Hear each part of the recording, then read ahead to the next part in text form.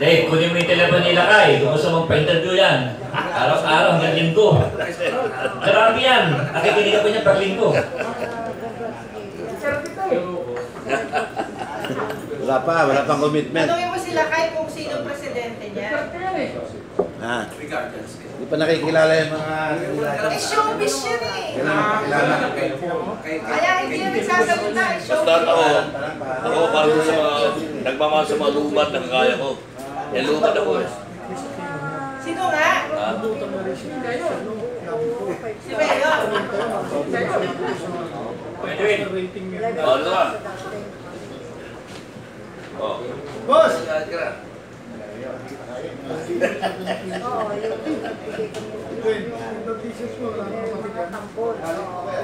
Gusto yung kura ba na anak ko na yung plastic?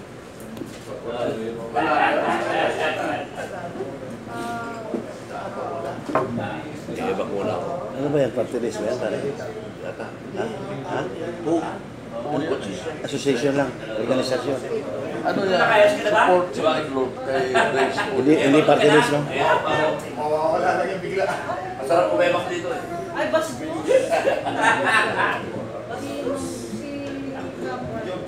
Susubo pa naman ako.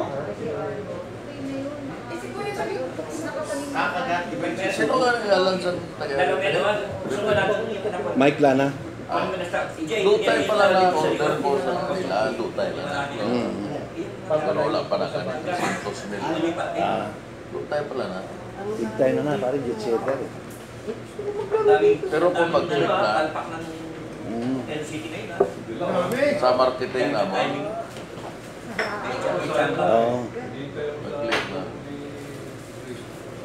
inano na pala siya ng GMA eh. Binulgar yung ginagawa. Oo, grabe kahapon. Kakaya yung abutan eh. Nakalabas yung mga envelope eh. Alam mo, sir. Na-check-puan. Ganda ng chamba na. Maganda sa Quezon Ang City. projection mo na siguro mga Alamang mo. initial mga 10,000 plus. Sa ila na dutay na kasi ilang sana yan. Pero sa amon yan sa sales amon sa kanya. Mag 10,000 jars kami sa sales amon na mga ano na mga 6 million. Mga ila gamay pa na direct all manufacturing. Tool manufacturing. Kuya, si Roderick Paulate, di ba tinagyan Ang na? dako nga market na sa Tapos, hindi na siya pwedeng, di ba, decision. Ang abon local. Alam Ang mo naman abon kung pwede kasama nila Kirkwood. by next month, ma-open kami sa Pamilya. Pinaubras mo sila namon sa Strata 100. Kuha kami ito 100 square meters na Sina. So, ibig sabihin, na-reserve mo siya. Parang gano'n eh. hopefully mag-successful. Kaya nabog pa kami gusto produkto may pa-ubra sila. Kasi kumpleto sila eh. Ang ilang mayroon pa kami sila pag-develop sila para sa mga bata ng instant lang ang ininom sa bata na may energy na yun. Chocolate based naman. Europe kayo manggagawa sila, ila man ako. European. Yan ang European. Sa misis niya kapag Ugay na lang. Kumpanya. ang una na, ang may partner na sila nga Purinero dahil. Senior citizen. Hasta na na-take over na nila. Alam niyo yan? Kaya magulong may John Ano sila? Volunteer sila. Garano na si Mike. At saka si Artisa. Oo eh. Iba taguro kasi magpa-ubra sila. Sa order ba si Shinmel ka? Milyones. Edgar, oh. Milyones. Pag Shinmel ka, Chi. Archie, next week, papuntin mo silang pakis dito ha. Next week. Birthday ko ha. sa 30 pesos lang isa, di tatlo ka Ayan pala milyon. sir eh. Oh. Kaya mga 10 more minutes. Sila Kada makakita. order sa mo, may isang kabilyon. Grabe na. Grabe na sila. Ang abo niya nga po, marketplace. Saan ka na doon? Ha? Ano, friend? Sinubrahan mo ng gas. Kita mo yun, nag-interview sa inyo ngayon. Oh. Madali dahil pumunta ng ibang sa dami ng Ano yun? Nagkakambilihan na sa Amurato. Ano ba yan? Okay ka. Ayun ba, may programa to. May kasi... Nagkakambilihan na sa Amurato.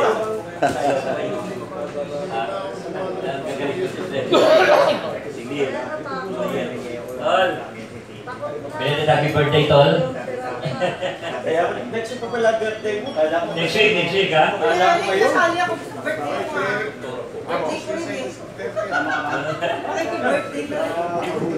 Ano? Sama ka sa sahod, no? Sama ka sa sahod. Ha? Labor Day. Labor Day. Meron kasing reunion yun ng mga dating aktivista. Makatanda rin. Nasa video po. Ano, inilagay mo yung aslis, inilagay mo. Okay, okay. Ngayon na. Oh. Yun, yun, taong bayan. Okay na yun. Joel, O, di ba sinagpil ko naman?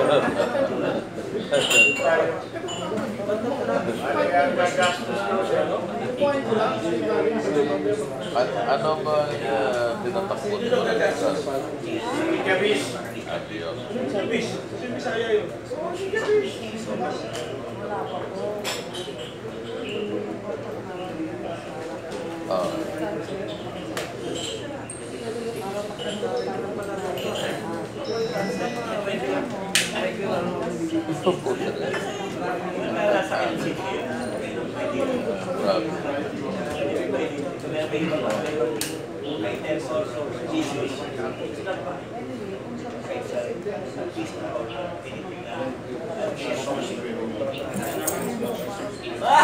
Maraming chiko dito. Gusto mong pakain.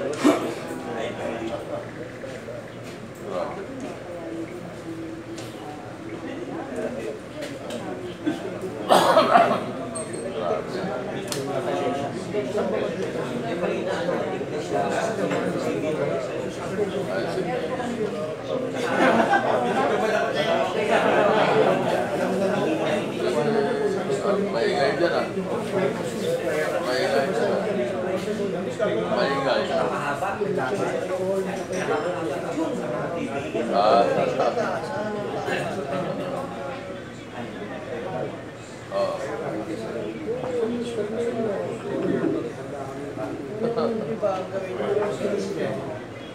Sige, pagkatawagan mo.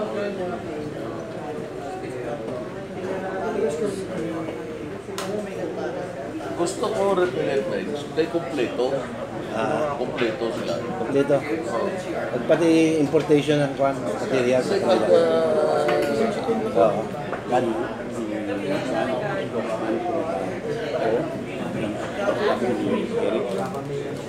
Probably one of those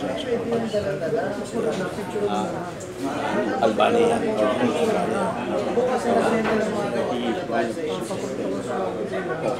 Yeah. Sepeda. Sana ako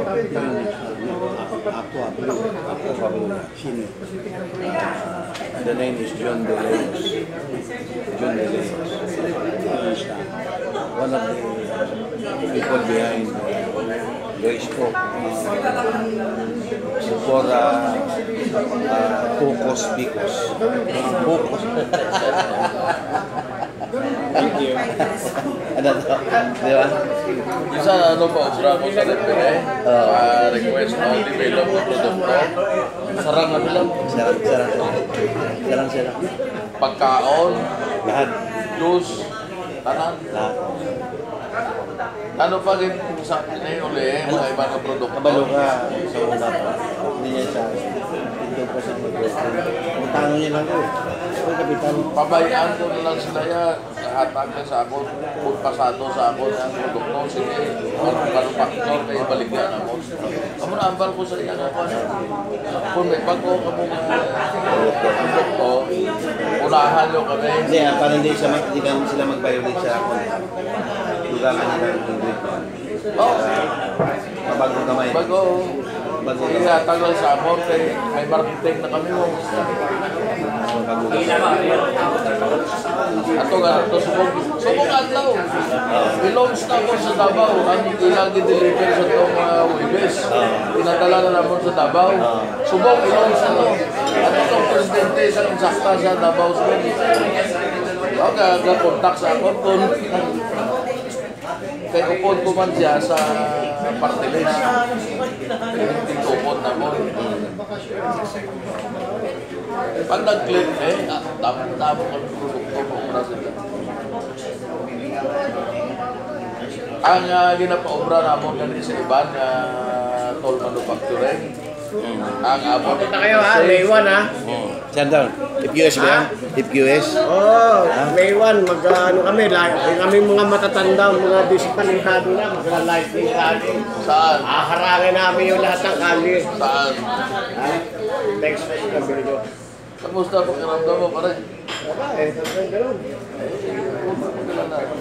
Diyos pag may pag-asa may buhay. Tanga na ba siya nakahanda sa akin si Joel Paredes para sa katawan ko. Joel at saka si Gani makatoma ng in charge ng ataon ko. I-post mo lang sa Facebook pare. I-post mo lang sa Facebook.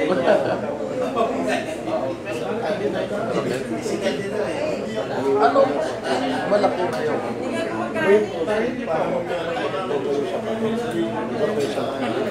Ano sa bato mo? Ano sa bato mo? Bato sa bato. Ako, tanggal lang. Hindi eh, hindi ka matanggal eh. Ito shockwave na. Hindi pa. Ito pare, uminom ka ng silintong. Gamot na insect.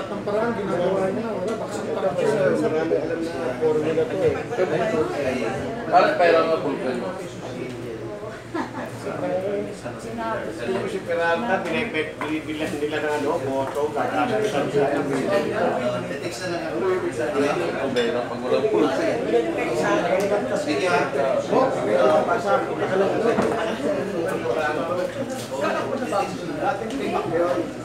Nasa mo na ito, hindi ako.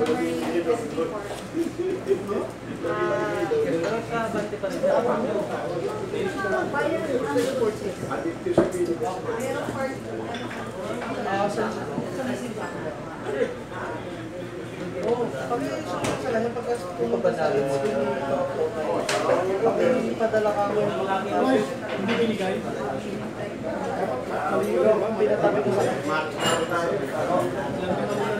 Ay, Archie! Pag mag-membro ka na ng DMS, Dignified Memorial John Soriano. Ilalipat mo yung ano mo, i-break mo, latabi ka kay Ricardo. Jake, tulungan mo na para sayang yung ay, hindi pala! Sige, lagyan mo. Hindi, yan pala si Mayor eh. Huwag na, sige na, okay na. Diyan ka lang, John. Diyan ka lang, John. Diyan ka lang. Yan pala si Mayor.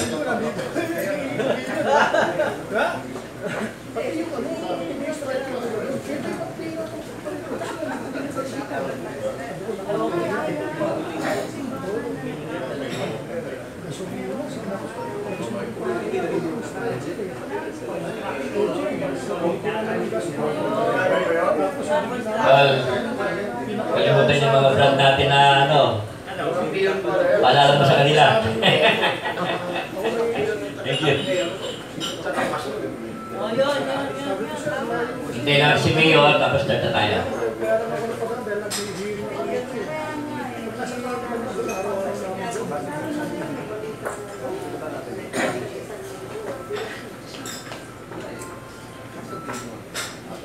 Grabe yung seafarer na pinalala. Ano si Jimmy nakikita? Maghapon, from start to finish. Yan. Oo, dyan.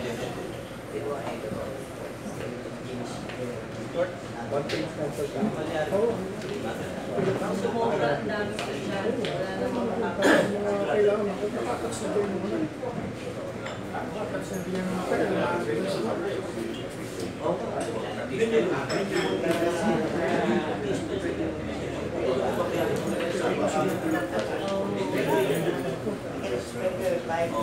Never, wala na.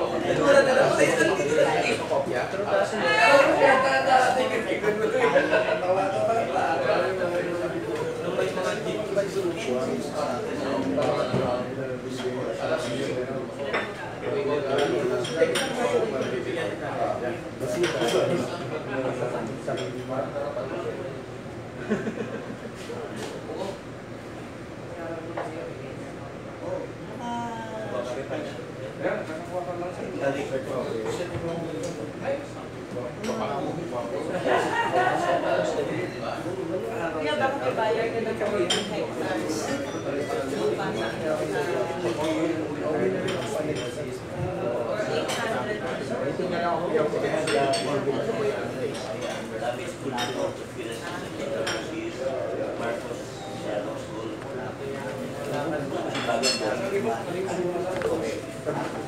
Kaya po tayo, ibang ginawa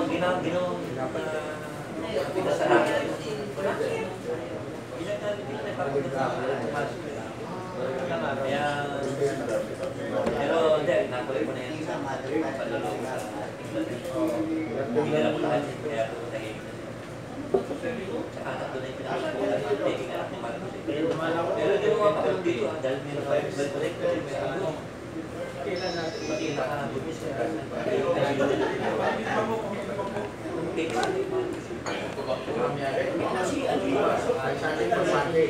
tagal tumira sa hayan hayan po sa o yan ang kanyang galing sarado eh matawag siya mag-survive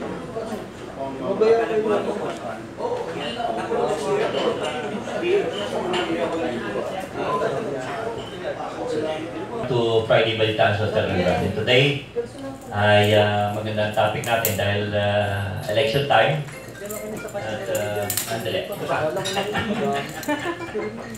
Nasa kanina ako nasa project program ha? Sige, thank you. At hot topic today itong nasa elections natin, especially mukhang tagilid tayo lahat dahil nakomolek tayo. Ha? Yung hacking operation na ginawa sa kanila, silly damaging. At kagabi, pinakita sa akin ng anak ko na nandun talaga yung pangalan ko sa address. Wow! Really serious. Really serious. At walang ligtas sa atin dito sa ginawa na yun. So, dapat paliwanag ng ni Chairman Bautista yan. Hindi, Diyos ko po. Hindi ba inside job yan? Yung election. Hindi inside job? Possibility yun. Oo, inside job. Possibility. Kasi, ang mali kasi ng mga hacker, without them knowing, na meron silang tinatawag na source code. Sa source code, merong signature yan. Kaya kahit nasabihin mo tapos hawak mo pa yung mismong laptop mo o yung mismong cellphone mo, lahat tayo may signature dito. Wala kang ligtas. Kaya na-track. Kaya nahuli mo siya. Kaya lang, pagka kumanta ng Bobo de Leo kayo, magugulat sila kung sino mga involved dito. Hindi biro. Dahil to talagang master stroke to. Say, parang Mission Impossible. Okay. From my left hand, si Jun Soriano, yung kanya yung CWS party list, may paliwanag niya. Yung ating fighting mayor ng Quezon City, si Mayor Leon Peralta, ayan. At siyempre, alam niyo bang ako, first time kong manood ng teleserye, Marimar. Eto, si Rick Cepeda. Si Ricardo Cepeda ang tatay doon. Pero talaga, sa tanda kong ito. Hindi ka pa rin sa showbiz. Kaya ako nakaparoon ng 5 series ng ng Marimar. I really appreciate it. At siyempre, itong ating barkada, si Jun De Leos. Ito, ang tagal po ng kaibigan to. Kaya lang, ngayon lang lumutang ito At papaliwanan niya kung ano yung kanilang mga dinadala. Okay, siguro, Jun, ikaw muna. Magandang umaga po sa ating lahat. Tulad niya po ng sinabi ni Eric, matagal kami nagkasama way back in 1998, sa politika rin. At ngayon po, muli, nagbabalik ako sa politika, pero this time, dito po sa Change, Honesty, Integrity, and Seal for Progress. This is a movement ng mga people's organization helping cheese. Why cheese? Alam po ni kasamang Eric na ako'y anti-Marcos noon naman. Talagang pinaglaban namin yon at ako po yung regional youth chairman ng PDP Laban sa Region 5 at pinalala ko, nanalo si Cory, sa Malacanang po ako napadpad at doon ako nilagay. Talagang itong adikain namin na kontra sa Marcos, hanggang ngayon dala-dala ko pa. So hindi, dala-dala natin. Dahil halos magkakasama naman siguro tayo. Kaya nung tinitingnan ko yung mga kandidato sa pagka-Vice President, nakita ko, education-wise, lamang po si Chis Escudero. Dahil siya po'y abogado at may masteral pa sa international law. At alam natin, ang Vice President ng Pilipinas ay siya ang ating representative sa international forum. So therefore, his education as masteral degree holder sa international law, maganda po yun para sa isang Vice President. And alam po natin na si Bongbong Marcos, peke yung kanyang mga sinasabing graduate siya ng Wharton. At ito'y pinaguluanan po ng Wharton na hindi siya graduate ng masteral doon. Peke rin yung hindi siya adik. Yun ang di ko po alam, Ka Eric. Pero nakakagulat po, yung college degree niya, special diploma lang po pala yun. So, nung tinitingnan ko yung kanyang mga edukasyon, lamang na lamang siya. Kahit kay Lenny Robredo, alam naman po natin na bagamat abogado si Lenny Robredo, University of Nueva Ecija siya nag-graduate, siya po unang take niya sa bar, hindi siya pumasa. So, kung titingnan mo yung education at qualification-wise, si Cheese, kaya po kay Cheese Escudero kami. Ganoon din po, sa mga batas na nagawa, si Cheese 142 laws na nagawa. Si Marcos, 8, at si Lenny ay 2. So, nakikita natin na kung sinang naman sa paggawa pa ng batas. Sa pagiging masipag, si Cheese Escudero po, 6 ang chairmanship niya ng mga major committee sa Senado. At nung siya'y nahalal na congressman, siya'y automatic naging assistant majority floor leader. Kahit napakabata niya parang at baguhan. At yun ang hindi nagawa ng Marcos at saka ng Robredo o sino pa man. Ang kanyang leadership capabilities, si Cheese po, 11 national awards, including the most covetous TOYM awards. TOYM award din po si Cheese Escudero for youth leadership. Yung si Marcos, 2 lang po ang national award niya. Si Lenny po, wala pang binibigay na national award, palimasan po. Sa Naga, marami rin siyang award sa Naga, pero local. At anyway, that is as far as leadership potentials are concerned, yung educational background and the work experience. That is why we are supporting Jesus Cordero. At ganoon na rin po si Grace po. Kaya po siya ikatandem, kami po ay naniniwala na para mas magandang takbo ng Pilipinas, yung President at Vice President dapat magkatandem dahil may programa po silang dinadala. Kumakailan lang po, nagpirmahan sila sa Sorsogon ng isang bishop, si Bishop Bastes. Ito yung tinatawag na Project Serendipity, na kung saan dadalhin na yung programa ang Quezon Pamor. Ang Quezon Pamor po ay kalusugan at nilalayo nila na talagang dapat may PhilHealth for all tayo at mga ospital sa bawat probinsya. Edukasyon, nilalayo po ng Team Pochis na libre ang edukasyon ng kolehiyo. Seguridad, yung pension po at tulong sa mga may kapansanan. At oportunidad po sa trabaho. Kaya keso, kalusugan, edukasyon, seguridad, oportunidad. Yung letter P po, pabahay. Kasi wala po lahat yan kung walang bahay ang bawat isang pamilyang Pilipino. And more, marami pa pong iba. Ito po paano nila gagawin? Nilalayo po ng Project Serendipity, yung pinirma nila na ang nag-propose dito ay ang simbahan katoliko. Na 20% automatic allocation ng ating national budget dapat napunta doon. Ang tawag yan, Social Security for All. Okay po? So, yun po ang kung bakit dinala namin si Pochis. Ano susunod, sir? Okay. Okay, thank you, June. At pakinggan natin si Ricardo Cepeda regarding kay Po. Kunin mo yung mic mo dyan, Ricardo, at paliwanag mo yung acronym ng Po. Itong POE is People's Organization for Empowerment. Ito isang organization din, sinusuporta si Grace Po. Pero ito yung isang organization na ginawa ni Senator Cheese rin. Ginagawa namin is umiikot lang kami. We're doing small movements. Sa voluntary organization kami, wala kaming talent fee. Ginagawa lang namin para malaman ng mga tao kung ano talagang ginagawa ni Grace at ni Cheese.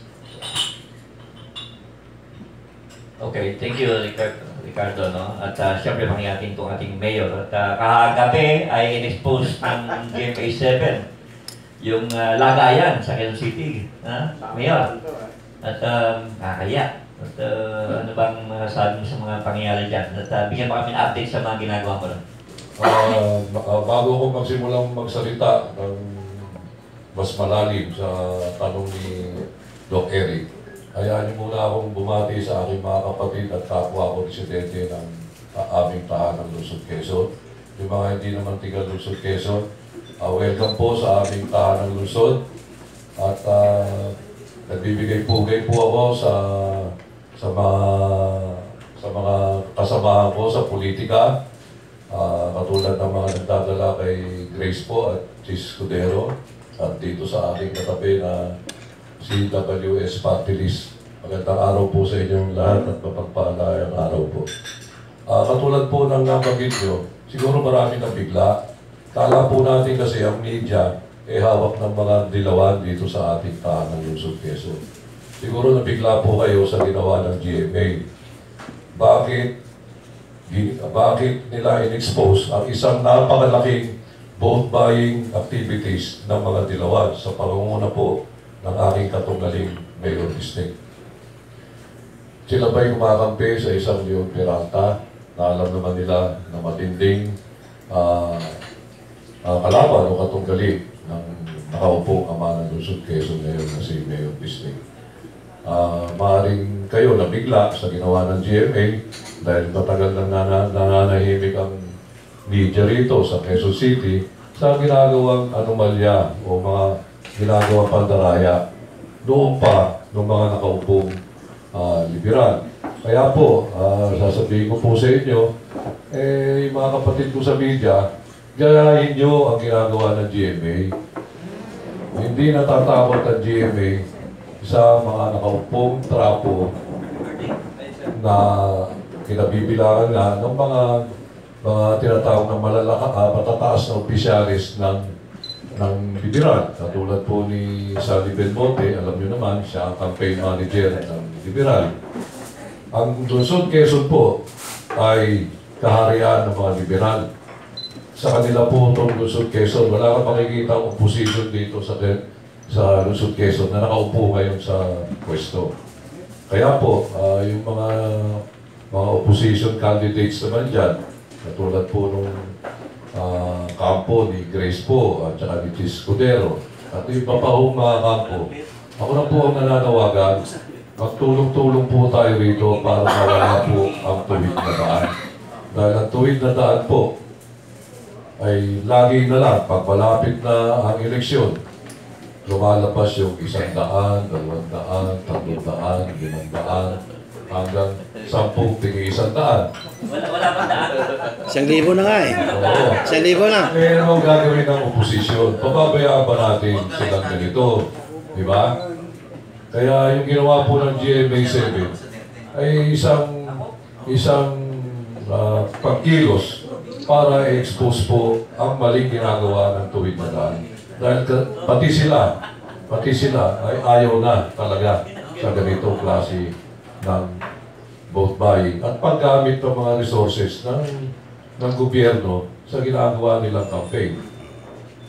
Alam namin, si Bistek, pinangako niya sa harap ng media na mananalo dito si Mar Rojas at Lenny Robredo. Yung pangako yun, ano ang ginagawa nila? Ginagamit nila lahat ng government resources dito sa aming tahanan ng Luzon, Quezon sa pamamagitan po ng mga barangay. Kaya po, yung mga nandirito pong oposisyon, magtulong-tulong po tayo dahil iisa lang po ang ating kalaban. Yung tuwid na daan na laging may 100, 200, 300, 400, hanggang 10,000 o 1,000 piso. Kita-kita po natin, ano pa ba ang ating hihintayin? Huling-huli. Di ba? Huling-huli na. Una-una, dapat magsampa tayo ng kaukulang demanda. Ang kampo ko po ay nag-iisip na kung ano ang legal move para sampahan ng demanda ang mga dilawan dito sa ating tahanan ng Luzon, Quezon. Hinahamon ko po yung ibang oposisyon, hindi lang naman kami dapat ang magsampa, dapat yung iba pa. Ang hamon nga ni Chairman Bautista, pagkatapos ng expose dahil siya'y tinanong ng GMA7, naghihintay lang sila ng pagkilos ng taong bayan ng Luzon, Quezon. Yun lang po muna, makakaasa po kayo na ang isang Leon Peralta ay lalaban ng puspusan ngayong panahon ng kampanya dahil gusto po naming tanggalin ang tuwid na daan dito sa ating tahanan ng Luzon na matagal na nag-ahari.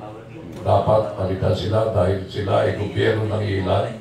Ang Leon Peralta po ay gagamit po ng gobyerno ng taong bayan. Yun lang po at mapagpalayang araw po sa inyo lang. Okay, thank you, Mayor. At pakinggan natin si Jun Soriano sa kanyang party list. Kung ano ba yan? Magandang umaga po sa lahat. Si kasamang Eric, matagal ko na pong kilala.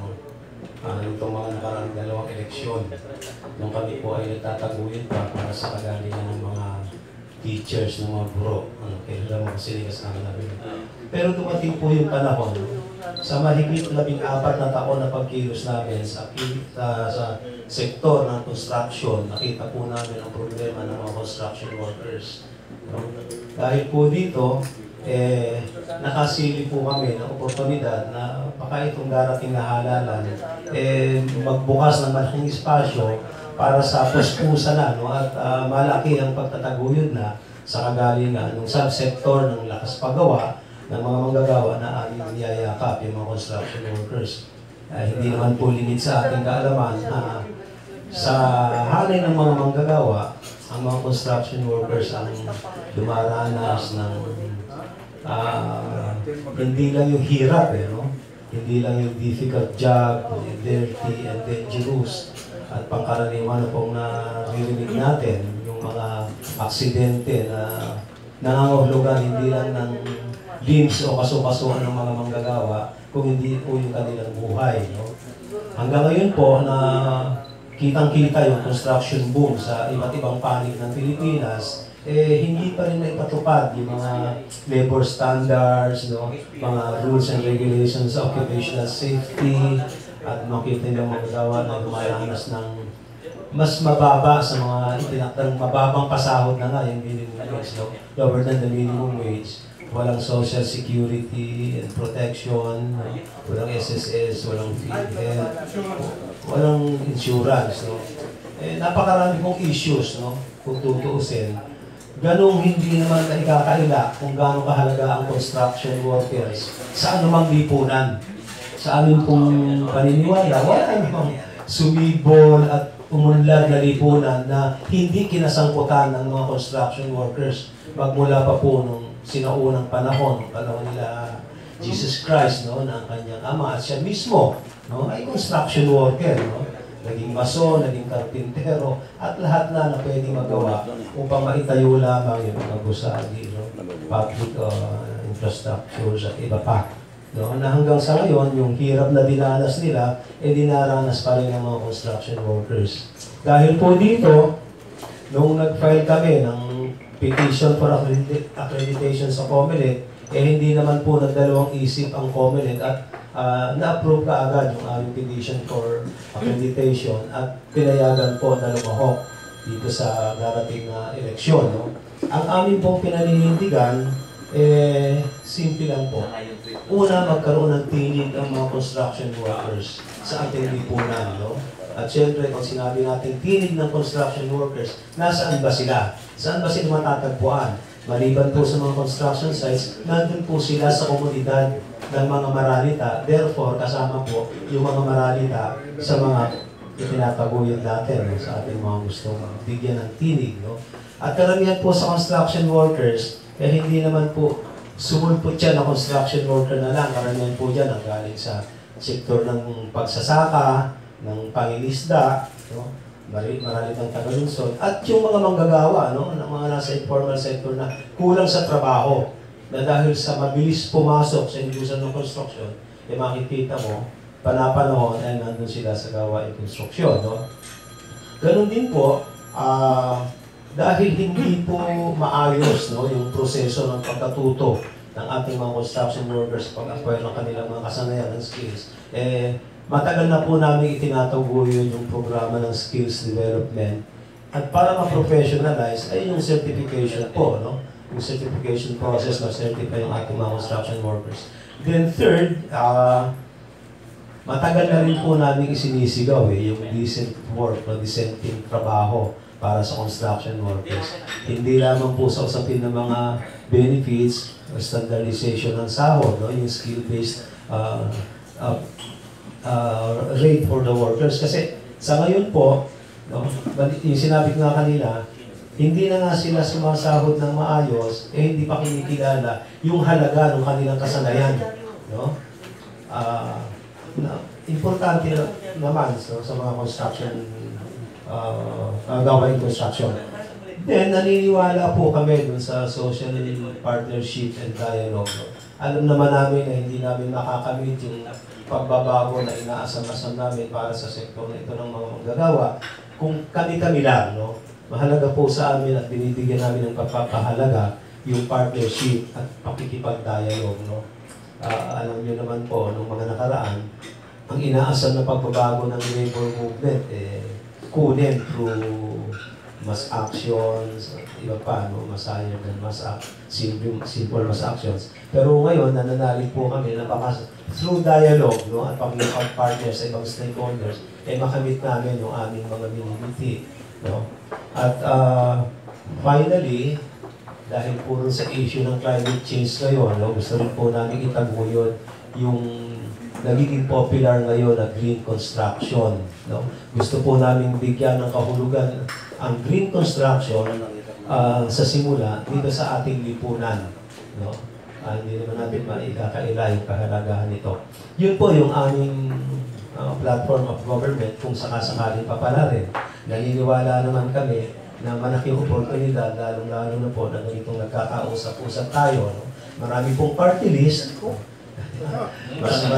Marami yung mas malalaki pa nga no? Ang pagmamalaki po lamang namin, pero kaming dipinidong sektor na kinikilusan at alam namin sa pamamagitan ng pakikipag-usap at pakikipagkasundo rin sa ating mga national at local politicians, nakakadagdag po para makamit namin yung minimiting pag-upo ng kinatawa ng Construction Workers Solidarity o CWS party list sa Kongreso.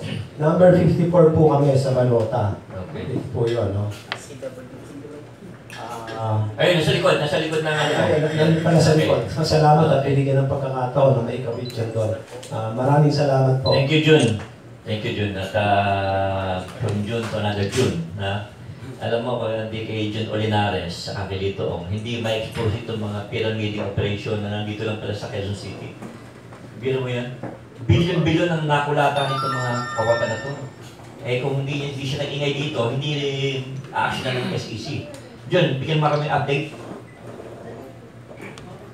Magandang umaga po sa inyong lahat. Ako po si Jose Olinares. Regarding ito naman mga kapatid natin na sa media, yung regarding dito sa pyramiding, yung mga investment scams, dito po sa Quezon City, yung aming in-expose ng mga nakaraan, yung Hyper Program International Direct Sales. Ito po ay nasa pahayagan ito ngayon, no? Lahat 1.5 billion po, batang-bata yung nang-i-scam nito. Ang dami pong nabiktima from class A to C, no? Lahat ng tao na nabiktima dito, lawyer, doktor. Ito po yung taong to, meron po itong party list, pero nasa survey pa nga eh. No, nasa survey ng SWS, nagtataka nga kami, bakit bakit top 10 pa siya doon at nominee number 1 yung taong to. So, yun, kinakalampag ulit mga kapatid natin. 1.5 billion po yung natangay niya. Yung mga nakaraang linggo, lumabas to sa mga pahayagan, sa mga news, no? Yung kanyang pangalan ng company ay HPI. So, sinampahan po ito ng katakot-takot, mga multiple syndicated estafa ng mga individual at ng mismong Securities and Exchange Commission nung violation for Section 8 and 8.1 RA 8799, yung pagbebenta ng investment na walang secondary license. Ano first name ng De La Cruz? Si Darlito De La Cruz po ito, sikat na sikat po. Ang kanyang mga biktima ay mga artista, no? Mga artista po yung mga biktima nila, mga lalo-lalo na sa... Ito hindi biktima. Hindi po siguro, no?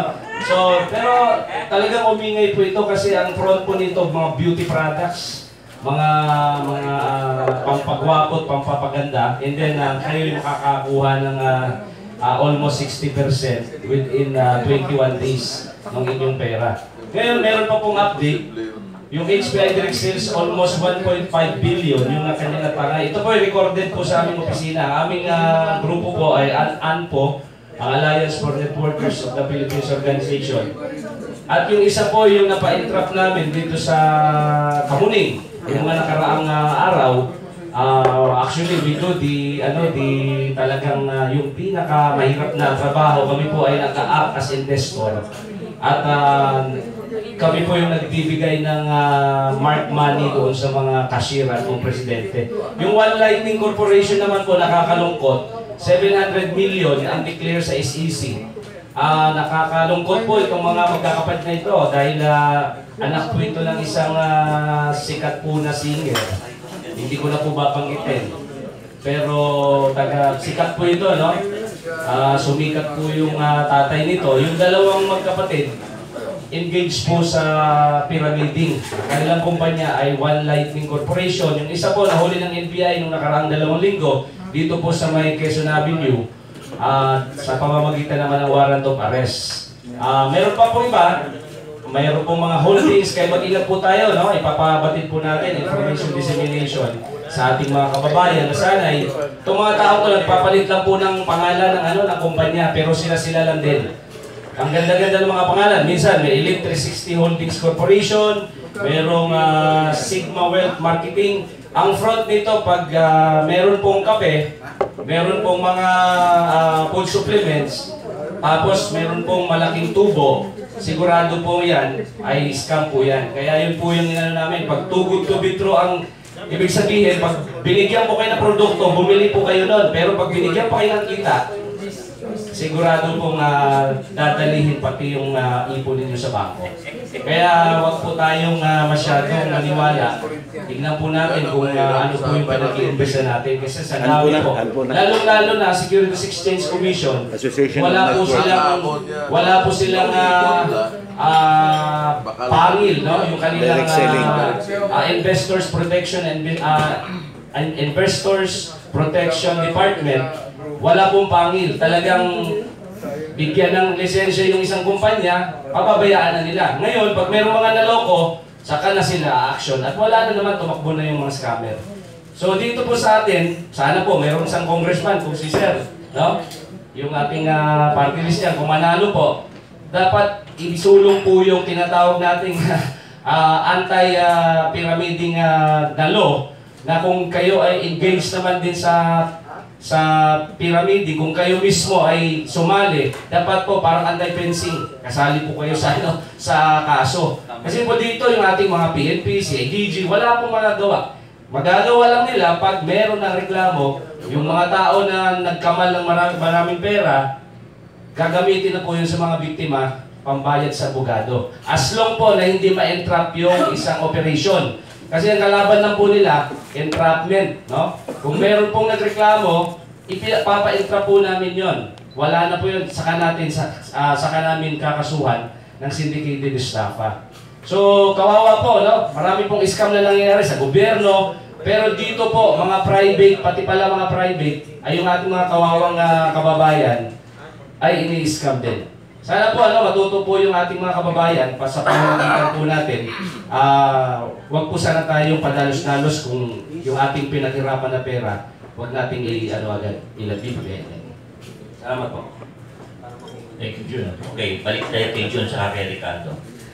What can we expect from Po Cheese Tandem kung just in case silang manalo sa pagka-presidente at vice president? Anong plataformang maliwanag? Kasi ang maraming kumakandidato hindi pinapaliwanag kung anong plataforma, puro backbiting balatang sila ng balatan, walang maliwanag Although alam ko, si Grace hindi sumasali dyan. Contributor din sa pag-aaral mo natin ng mahusay. At libre hanggang kolehiyo.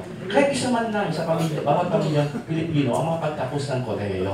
Hindi kailangan maging matalino para maging scholar. Sabi nga nila, pagbigyan natin ng pagtapos. Ang isa man lang bata sa bawat pamilyang Pilipino para makatulong to sa pamilya.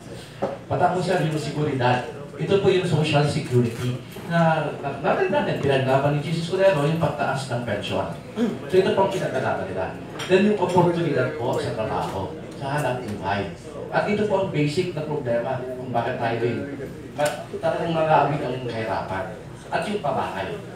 Yun po yung pinaka-basic program nila. Keso pa more and more. Marami pang iba, pagpaparang sa internet. Yung pagpapalakas ang CCTV natin. Ang nilala nila, additional 6 billion to include para maging 4Ps, pangkabuhayan. Yun po ang plano nila. At siyempre, yung bawas buwis sa mga manggagawa. At saka yung walang buwis, dapat yung 150,000 kilo, walang buwis. Bawas singil sa kuryente. Isa po yan sa pinaglalaban po nila. Kaya kung sila po yung makakaupo, natitiyak ko po sa inyo, yung mga nilalaban po na yun, kanilang i-implement. Sasabihin nyo, paano? Meron na rin po silang formula para maagapan yung 5 sektor na yun, yung health, education, livelihood, pension, and shelter. Paano? Automatic allocation, 20% ang ipaglalaban nila para lang dito sa program na to, which are the basic needs of man. Yun po. Yung 30% parang Canadian strategy. Yes, yes sir. Social security. Yes, continue to walang naghihirap sa mga Canadian dahil kung wala kang trabaho, yun ang nagsusupport sa'yo. Yes, precisely po ka, Eric. Ako'y biglang kami nabutan. Ito pong pinapattern na cheese. Ito pong nilalati na po at saka cheese. Pattern to sa Canada, sa Norway. Yung sovereign pa ng Norway. Pattern po yan sa malaking Malaking bagay yun. Yung welfare base. Kung di mo dinagdagan nung kanina, sabi mo tutuloy na ninyo yung CCT. Kasi ayoko yan ang kailangan natin kasi livelihood para yung kibbutz ng Israel. Yes, sir. Nakita mo yung barangay ng Israel. Bawat barangay nandun na lahat ng trabaho. Lahat may ginagawa. Walang chismis. Lahat busy. Kung hindi mo dinagdag yung sinabi mo na meron livelihood parang nabulta ko parang lagi na lang na ginabuyo tayo ng IMF World Bank. Na papautang, tapos pamumudmud lang kapag ang ginagawa ni Dinky Suliman, laking kalokohan yan. Inuutang natin yun Kaya dapat yung inuutang, dapat tumikita ng mas malaki. Di ba?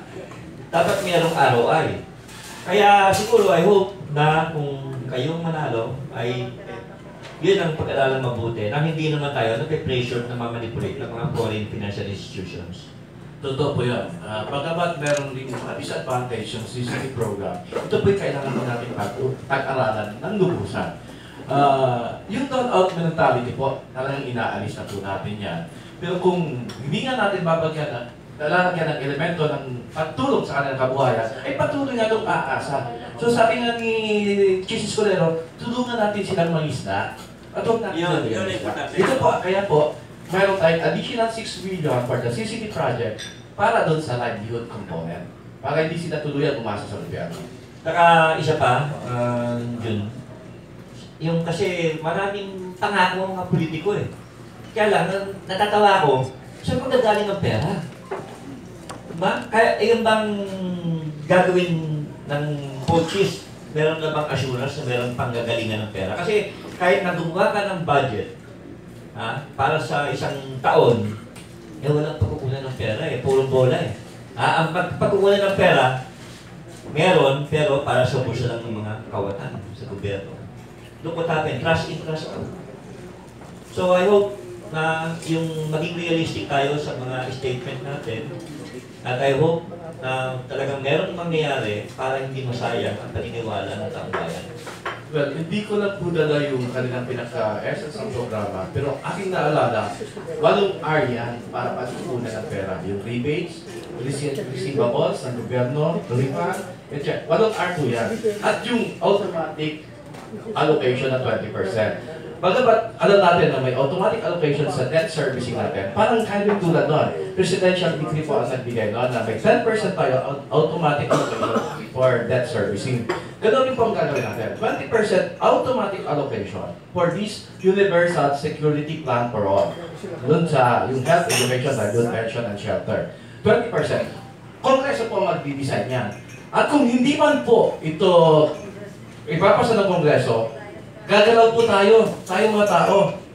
Papasa po tayo ng isang apila sa Supreme Court. Nagawin yan. Magbigay ng automatic allocation for social securities. Yun pa. Tama yun. Anyway, bago ko bigay kay Jimmy sa paano, ang kulang doon sinabi mo, I hope na-integrate ni Grace sa ni Chis mo, accountability.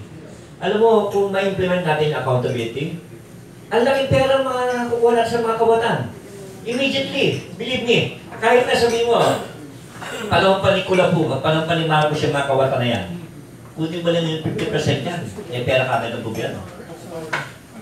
Napakaganda po ng punto mo ka, Eric. Accountability. Yung social security fund, yung sovereign fund natin na sinasabi, yung sabi mong Canadian fund, welfare pa ng Canada, ang nagpamanage po niyan, hindi gobyerno. Tama. Multi-sectoral. Kaya po ang gagawin natin. Simbahan, tayo, para diretso sa tao. Ang accountability nandun. Yun po ang nilalayon ng grupong POCHIS po. Alam mo, kung masasabi niyo yan ngayong, itong debate, naku, maniwala kayo. Ang tao, lulundag sa inyo. Kapala nung ginagawa ni Digong, nakita mo, kahit na maanghangang mga sinasabi, pero kagat sa tao Sana po masabi na ni Senator po itong programa kasi pumirma po siya doon sa covenant. Ang tawag natin doon, yung covenant para sa Universal Security Program. So, siguro sa ngayon, nilalagom na ni Senator Po yung nilalaman ng covenant at kinirma niya with the Catholic Church. Alam mo, isa pa maganda sinabi ni Grace, ngayon, paulit-ulit niya sinasabi, yung mawala na yung endo. Alam mo, yun ang nagpahirap sa ating mga manggagawa, sa mga construction workers ni Jim Soriano. Pagka nawala yung ginawa nitong namatay na senador, si Herrera, na every 5 months tinatanggal ang empleyado, kahit hindi natanggal loko-loko, na-discourage itong mga laborers natin. Yan mga puntos na yan, maniwala ka. Pahit sa tao yan. Yung labor contracting po, alam ko, hindi na nila pinag-aaralan. Kaya saka focus yun. Narinig ko si Senator Grace na sabi niya sa TV. Okay, Jimmy. Sir. DCAR. Sir, medyo list ko lang yung parang ano. Kasi si Duterte, pumutok yung issue hanggang ngayon tungkol sa rape. Kung sakali merong isang magbukas na issue tungkol kay Chis Escudero, iniwan siya ng asawa niya, pumunta doon sa isang sikat na banda, sumama, gano'ng handa ang grupo niya para depensahan siya. Iniwan siya kasi pumatol sa banda eh. Senador na siya nung iniwan siya. Kung sakali pumutok yung issue niya, paano siya depensahan? Ganito po yan. Kahit si Pope Francis nagsabi na rin po na walang perfectong relasyon sa mag-asawa. Kung minsan may mga ganyang pangyayari. At kung talagang hindi na kaya na mapaganda ang relasyon, mas maigi na raw ang pag-iwalayan. Si Santo Papa na po mismo nagsabi niyan.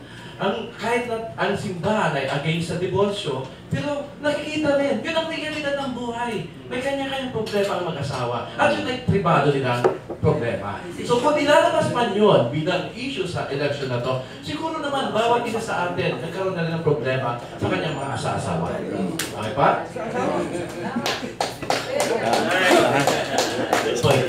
Okay, sige na, Jimmy. One more. Tapos si Mayor. Kay Mayor.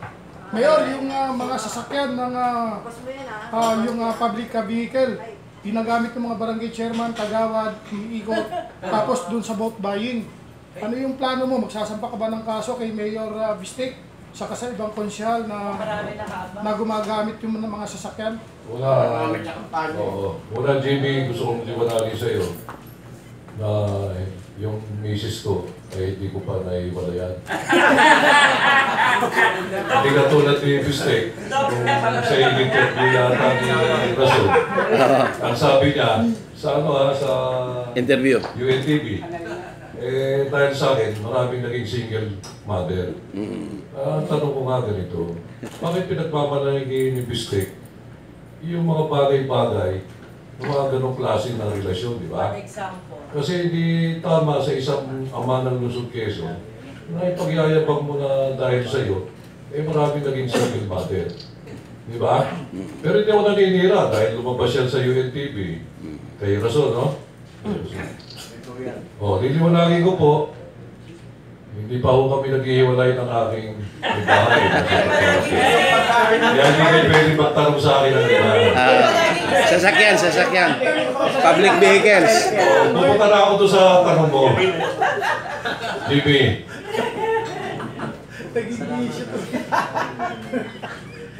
Sa mga sasakyan. Tungkol sa mga sasakyan, talagang bawal na bawal sa mga provision ng Omnibus Election Code. Bawal gumamit ng mga government vehicles sa mga kampanya. Katulad nung sinabi ni Cunha, inamin niya doon sa interview ng GMA7, ito isang election na political event. Political activity. Siya na mismo nagpahamak doon sa amo niya Dahil sa isang political activity, hindi ka dapat magbigay kahit na magkano para sa transport, pang-merienda, di ba pa? Kasi isang form to ng vote buying. Yung paggamit naman ng mga barangay vehicles, nandun pa nga yung litrato ni Bistek di ba? Nagtataka ako nung araw na yun, ang daming umiikot, daming laman na tao. Nung pala, papunta sa Amoranto. Sinundo lahat. Andun yung Central Bank, Kaya yung sinabi ni Cunha ay isang ebidensya na magagamit para sa pagpapile ng kaso. Umamin siya in public through the interview of GMA reporter that this is what happened in Amoranto is a political activity.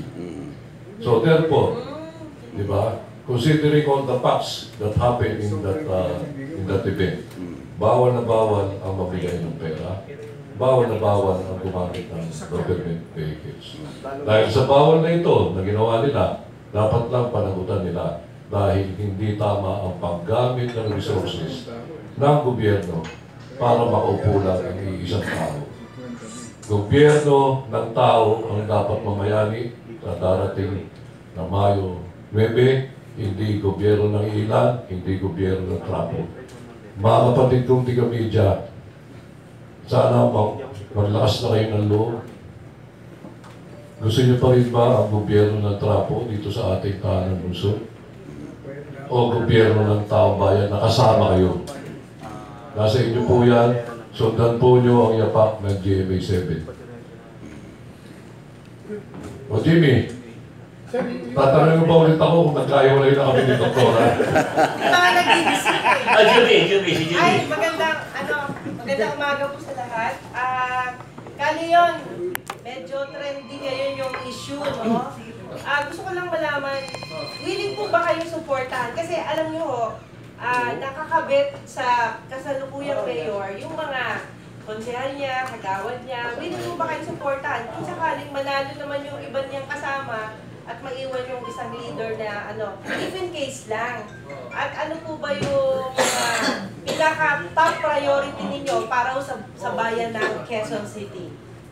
Katulad ng aking sinasabi pag ako po'y umiikot. Alam niyo po, ang problema sa aming tahanan Luzon ay yung talamak na droga. Talamak po ang droga dito sa ating tahanan Luzon. Meron po akong sasabihin na mismo yung kapatid niya ay biktima ng salot na droga. Eh kung hindi niya makontrol ang kanyang kapatid, lalo na hindi niya makokontrol ang kanyang mga anak. Diba? Dahil bilang presidente ng Luzon, Quezon, Hero. at ikaw ay ang kapatid mo ay hindi mo makontrol, hindi mo makokontrol talaga ang salot na droga dito sa ating tahanan ng Luzon, Quezon. Tumatakbo Kaya pa. isa yun sa aking... Tumatakbo pa na konsyel ngayon yun. Sino ba yung sinasabi niyo? Ha? Kayo nagsabi niya, hindi ako. Alam niyo, ang kampanya namin, harap-harapan sinasabi ko kahit na sa aking mga mobile vehicles, uhulihin namin lahat ng tulak ng droga. Ako, grabe dito yan. Oo, grabe. Napakatindi. Kaya baka mapuno ang kulungan ng City Jail ng Quezon City. At ipapagamot o ipaparehabilitate ng walang bayan ang mga nabiktima nito. May puso kami sa mga nabiktima, pero kamay na bakal po ang kailangan iharap sa mga tulak ng droga. Paano kung tulak sila at biktima sila? Siyempre, tulak pa rin sila, nagpalala sila sa problema, hulihin namin sila. Tema, Mayor, no? Hindi yung, alam mo, masyado nang matagal yung moonlighting ni Tom Triad dito sa Quezon City. Mabibigyan mo ba kami ng assurance na ikaw mismong huhuli sa ulo ng sindikatong i-check dito? Sa Quezon City? Alam ko na yung tungkol dyan eh. Yung nga lang, kailangan pagdating ng tamang panahon, kung sabi nga ni Duterte, 6 na buwan eh. Ako siguro, baka hindi lang 6 na buwan.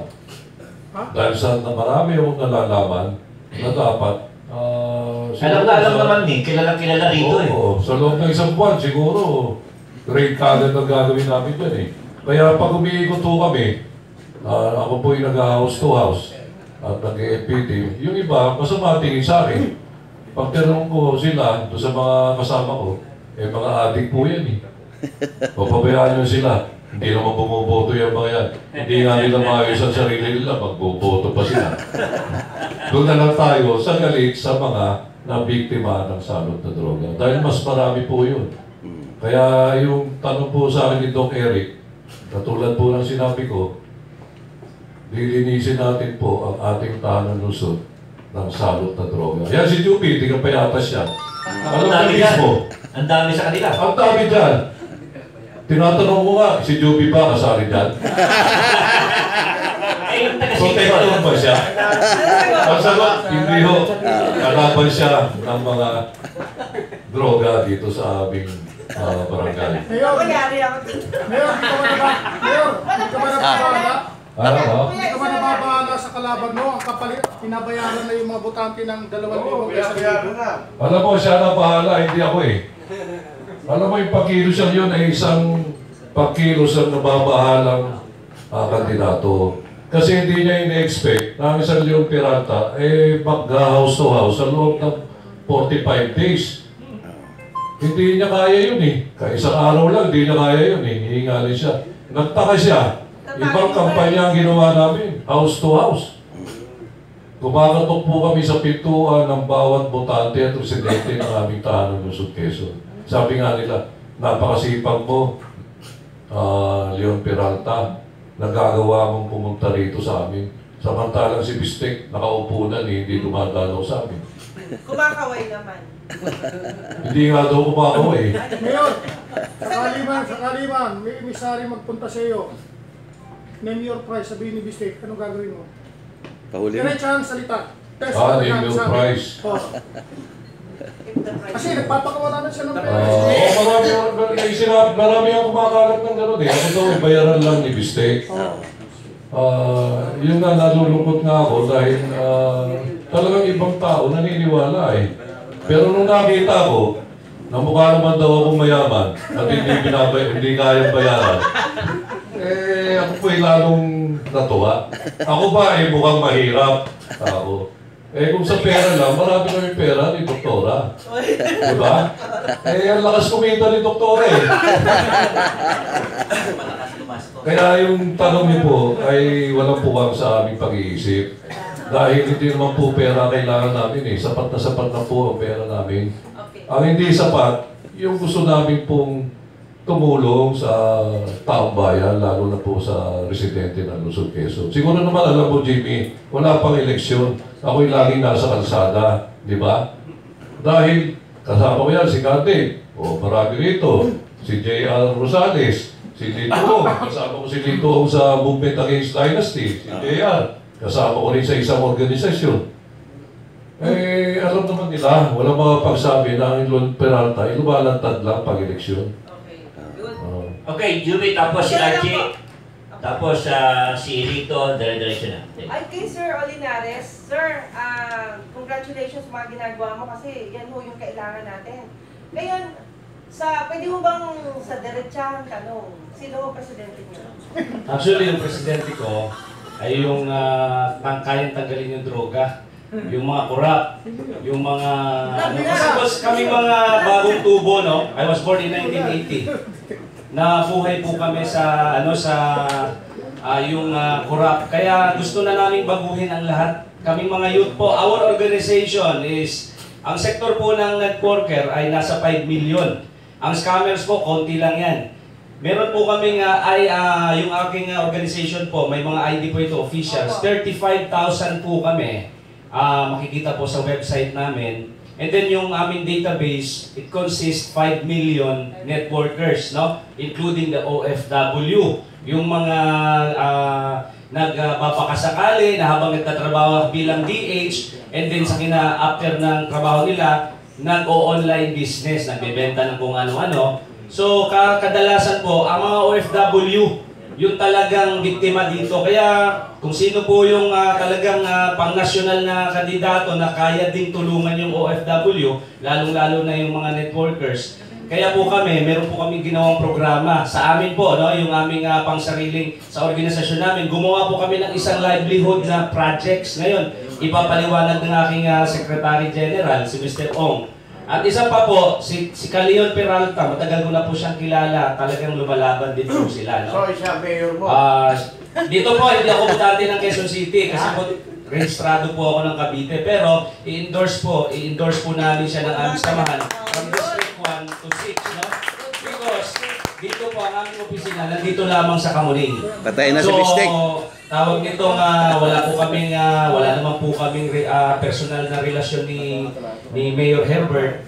Kami po ay gumagawa ng mga livelihood dito sa Quezon City, especially Payatas, dyan po sa Bagong Silangan, at dito po sa May Kamuning, no? Kaya itong aming project, ito po ay self-help program para po sa mga biktima ng scam, resident ng Quezon City, at especially yung mga OFW. Ito po yun kasi Mr. Ong po ang magpapaliwanag.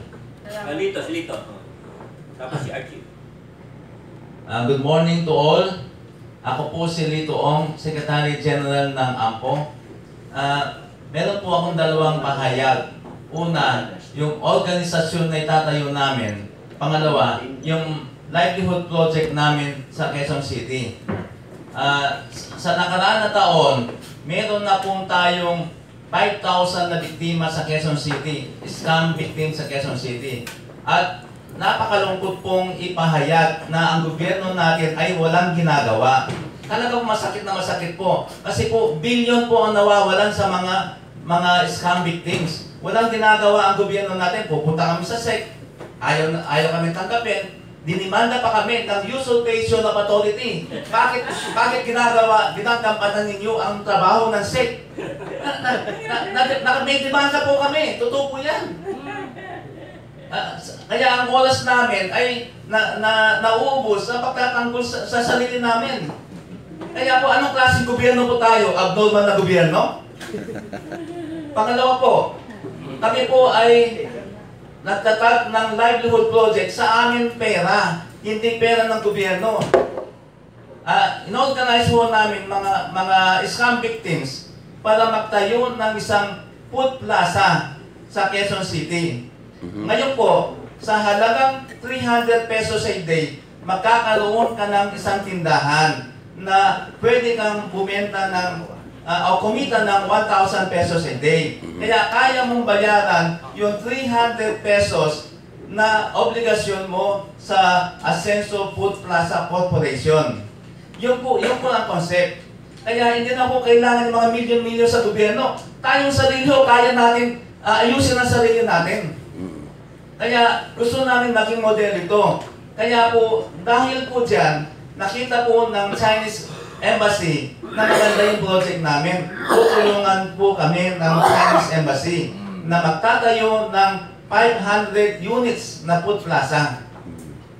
Kaya, ano po ang ibig sabihin? Magkakaroon po trabaho ang 5,000 Pilipino na walang trabaho.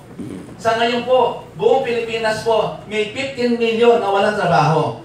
Walang makain, wala pang trabaho.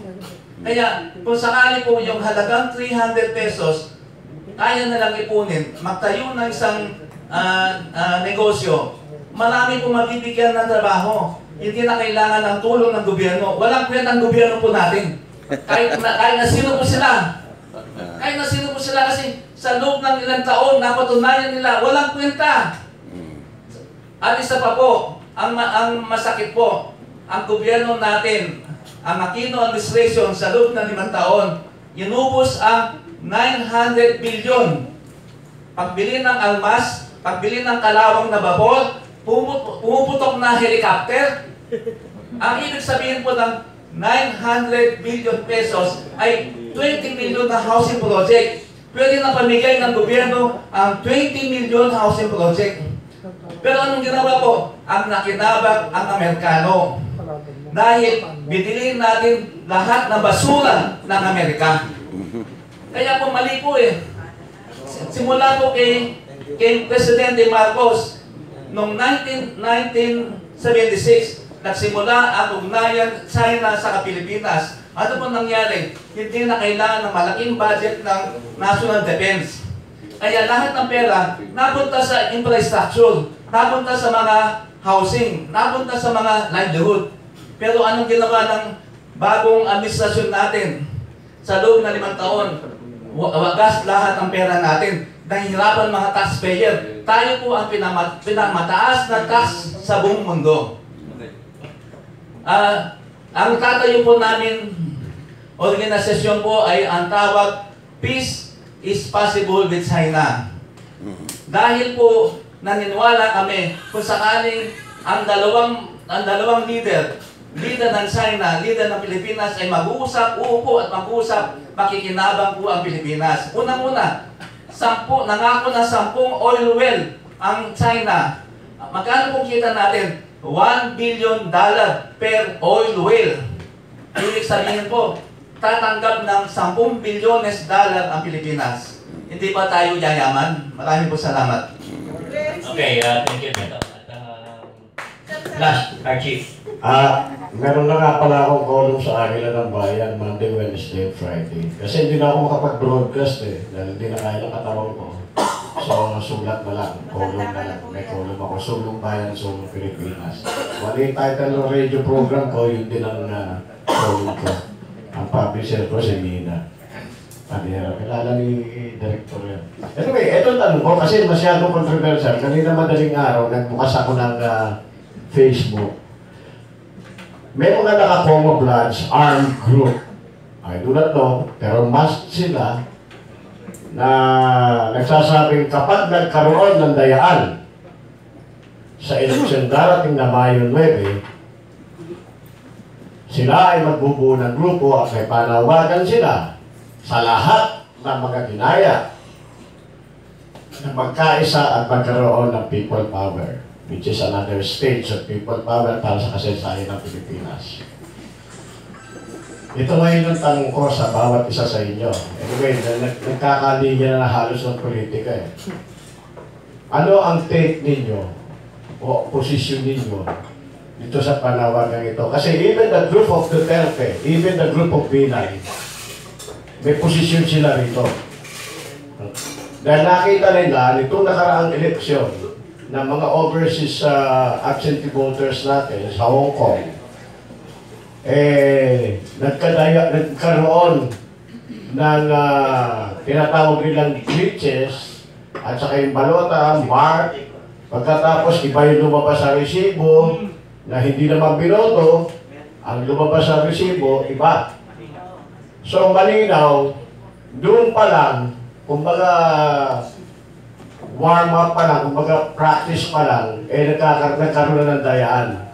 Bawat isa sa inyo, ang tanong ko, ano ang take o position ninyo kung sakasakali na talagang, ngayon pala, may dayaan na eh, na ang resulta ay nirig o dinaya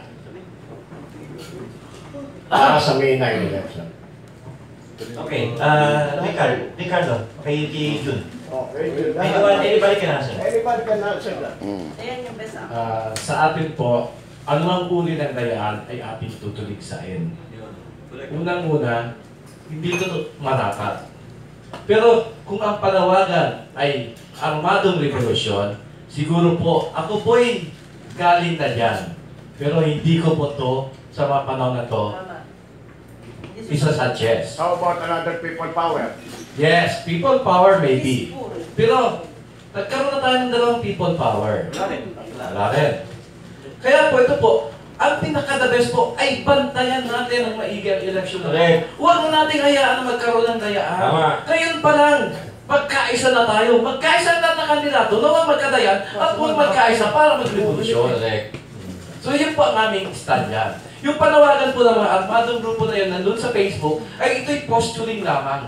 Posturing para magkapabor sa isang kandidato na kanilang pinapakita na magaling sa armas.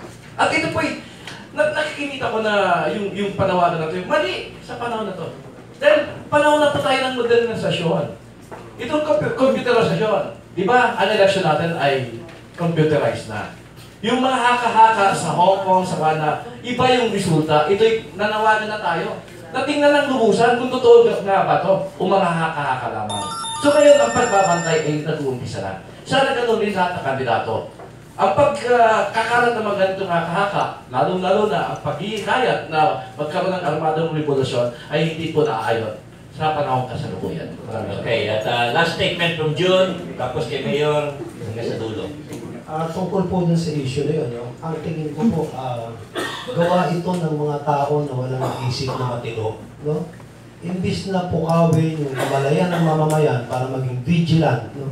At papagbantay, tulad ng sinasabi ko sana, parang inihahanda mo sa isang panibagong paguluhan, no? Na hindi naman produktibo para sa lipunan ng Pilipino.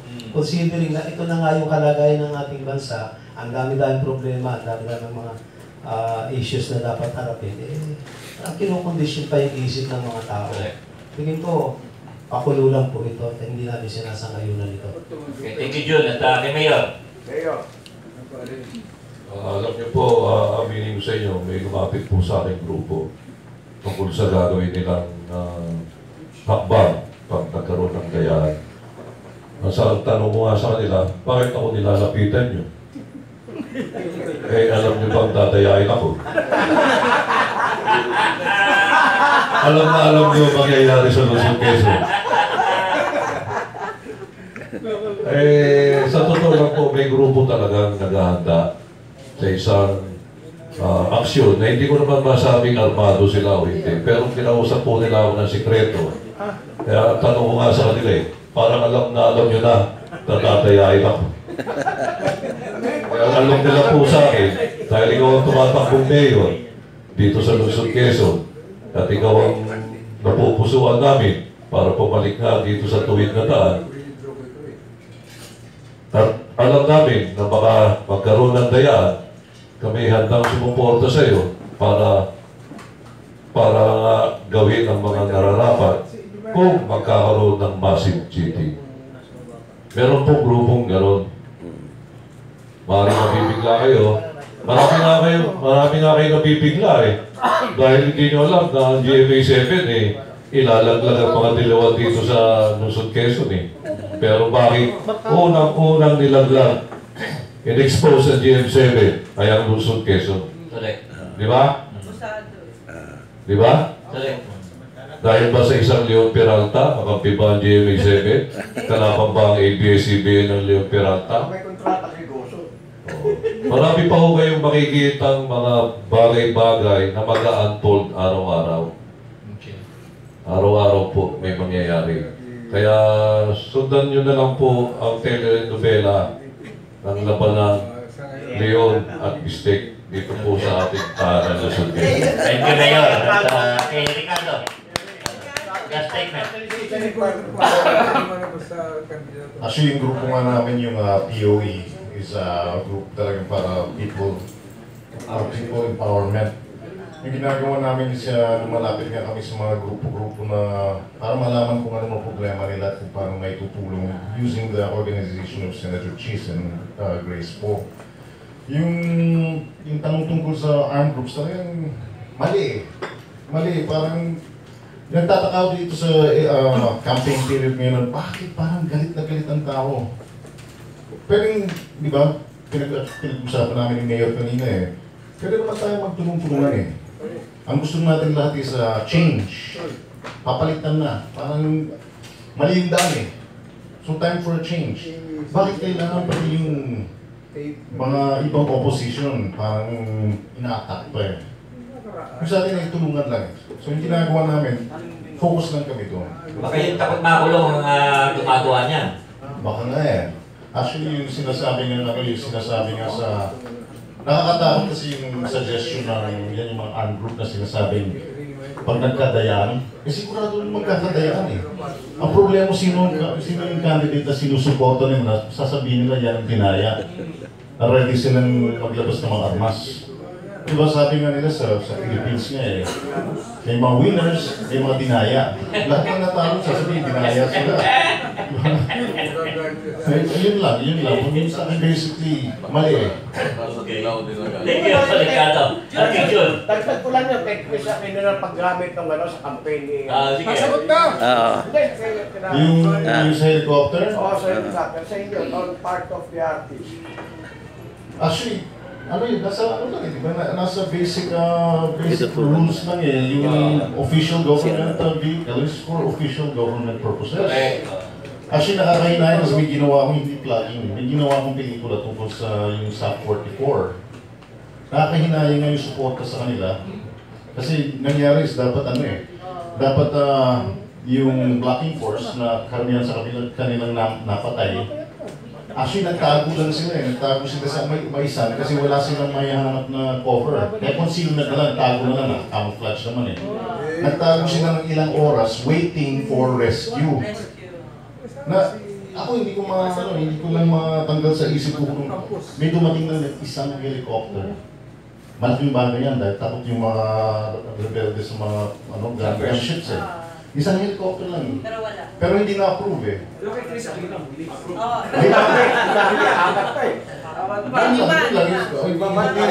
Hindi kailangan na manumbato na hindi pero yan ang rules Kotse nga lang hindi pwede gamitin Okay, Jun. Sir Jun. Jun, ikaw. Last statement. Yeah, anything. Well, doon sa paggamit ng helicopter, unang-una, naging taong gobyerno rin tayo at alam natin na kaya yun lubos na pinagbabawal, lalo na sa panahon ng kampanya. Bagamat sinasabi ni na Pinoy ng Malacanang na si Chris Aquino ay allowed din gumamit bilang miyembro ng unang pamilya. Pero huwag naman sa kampanya. Pwede gamitin yun sa ibang paraan kung ibang aksyon ng presidente. Pero kung dinala yung kapatid mo at kasakay doon para makampanya, ayun, nakikita naman natin na, morally wrong. So dapat hindi. At tama si Rick, si Peda, na yung suporta para ng ere, no? Doon sa SAP, ay ang tagal, patas kay Chris Aquino, apat pa pala. Limang ginamit. Yun po, no? Ngayon po, kami po narinig ko po na dito sa pag-respeto kayo kasama yung kontra droga. Nilalaman din po ng programa ng Team Gobyerno May Puso ang laban sa droga at krimen. Bagamat alam ni Senator Grace po na mahirap to, pero ito po nakakamada na. Kaya nga po, sinasabi niya na si Colonel Quirubin ay kanyang kukunin bilang anti-crime car. Dahil si Colonel Quirubin ay malalim ang karanasan tungkol sa panlaban sa mga krimen. Kaya po, hindi po pwedeng isang tao magsabi na siya lang may karapatan para kontra ng droga at krimen. Dahil na Pangulo ay pwedeng kontra dyan. Political will lang po ang kailangan niya. Kaya po, ako po'y naniniguro sa inyo na pag nakaupo si Senator Chis Escudero at si Senator Grace po, natitiyak ko ng laban sa droga at sa krimen ay kanilang tutuunan ng pansin. Maraming salamat po. Thank you, Jun. At kay another Jun, kay JR. Ayun, maraming salamat po. Ito lang po, unang-una, kung yung aking mga kandidato sa Presidente, Vice President, sana po, isama din nila yung plataforma na wala na pong may scam. Kasi po yung scam po, parang cartel din po ito, no? Yung droga, inaano po natin na cartel. Pero yung scam po, cartel po ito. Sa internet, sa mismong offline, online, marami pong nai-scam. Alam po natin yan dahil way back many years ago, from showbiz to business, yan po ang nambibiktima. Alam ko po sa showbiz po, meron pong nambiktima dati, nagpakamatay dahil hindi na niya nabayaran. Ang pangalan po nito ay si Joey Diego. Kilala po ninyo isang reporter na bibiktima ng scam. Nung hindi na nabayaran, nagpakamatay. Pangalawa po, nandyan po si Rose Balajay, MNG, si Mateo, meron pong Celso de Los Angeles, May Aman Future, marami pang iba. Sana po, tulungan po kami na maggumawa po ng batas, paigtingin po talaga yung moto proprio, kumbaga. Wala mo nang mabiktima. Kung may nabalitaan tayo na merong nag-operate na scam, pwede na po agad yan, i-raid sana po. Kasi po, yung mga yan ay front po ng marami pong iiyak. Ngayon, meron ang aming organisasyon po, sabi ko po kanina, gumawa po kami ng isang livelihood. Amin pong konsepto ito, kung sino pong mga nakikinig, mga nasa, kasi sayang po, billion-billion yung nasa DSWD, Yolanda funds, kung ano-ano, pero wala naman pong nangyari. May ginawa po kami isang livelihood program, it's Asenso Food Plaza. Ito po ay nandyan sa tapat ng UP Ayala Techno Hub. Nakipag-usap po kami sa UP at ang UP ay pumayag sa amin na ipa-lease yung tabi ng Shell dyan, yung merong malaking pwesto dyan. Ipalis po niya 5,000 square meters. Gagawin po namin livelihood plaza po yan. Starting this June at November po matatapos ito. Ang mga beneficiaries po nito ay mga individual, residente po ng Quezon City, scam victim, especially po yung mga OFW. Ito po ay maliit na proyekto lamang. This is a 30 million projects. Sa amin, kami po tulong-tulong dito. Pagkatapos po, ay gagawa po kami, itatransfer po namin ito sa iba't ibang mga lugar. Kasi po, ang aming ilalagay dyan, dahil usong-uso po ngayon yung mga pancheto, mga merkato, kung ano-ano, ganito po pagkain po na negosyo. At i-ooperate po yan ng mga beneficiaries dito sa lugar na yan. Kaya sana, kung mayroong mga kandidato na may platform na ganito, we can help each other. No? Thank you so much. Thank you, JR. At kay Lito. Bali po, ito ang huling statement. Nakita po natin sa loob ng 4,000 years ago ang armed protest ay walang nananalo. Wala pong panalo sa gera. Wala pong panalo sa armed protest o armed revolution. Kaya ito po ay hindi solusyon sa ating community. Salamat po. With that, I would like to thank our guests from Jun Soriano, Mayor Peralta, kay Ricardo Cepeda, kay Jun De Leos, kay JR, at siyempre kay Lito Onata. Thank you so much. At next week, don't forget, it's my birthday. May konti tayong salo-salo next week. Thank you.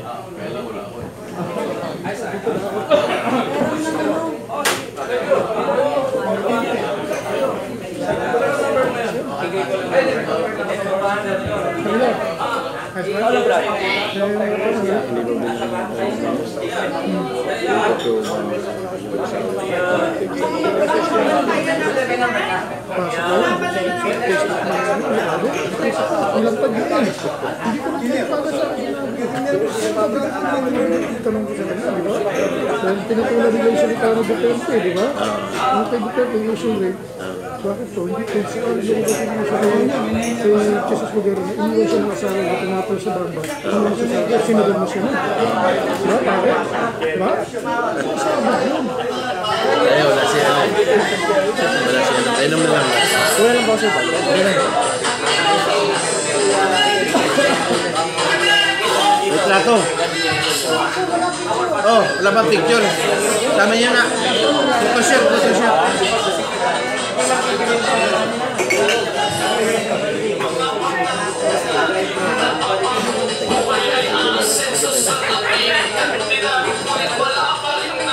May birthday in advance.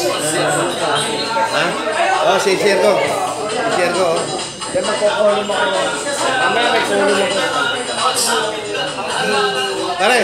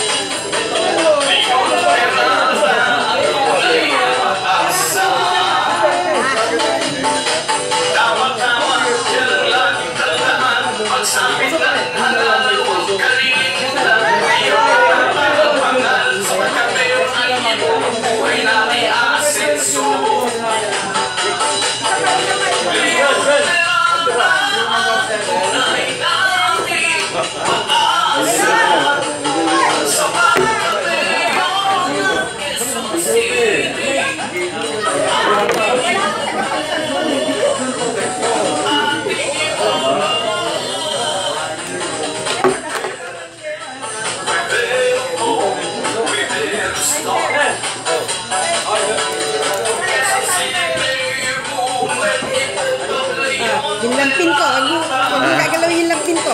Ano lampin niya? Ito, lampin ko.